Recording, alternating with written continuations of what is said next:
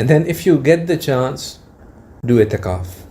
Rasulullah Sallallahu Alaihi Wasallam did Itikaaf in every Ramadan of his life, and the one Ramadan that he couldn't do, in that day, in next year, he spent 20 days in Itikaaf, 10 days making up for the previous one and 10 days of the one. That's still a sunnah, but it's a very important sunnah to follow. If you can't do Itikaaf for all 10 days, then at least on the odd nights, go free yourself, sit in the masjid from Maghrib and stay there till Fajr. Just in the odd nights, if you can't do anything, just in the odd nights, try to spend the time in masjid from Maghrib till Fajr.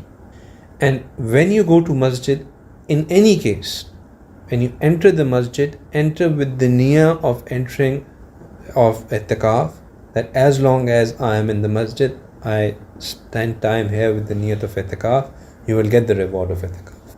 The niyyah plays a very, very important role in our deen, so don't undermine its value.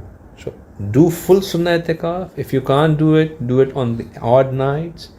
And otherwise, for every salah that you go there, that as long as I'm in the masjid, I'm here with the niyyah of Itikaaf, and you will get the reward. Right? So do that.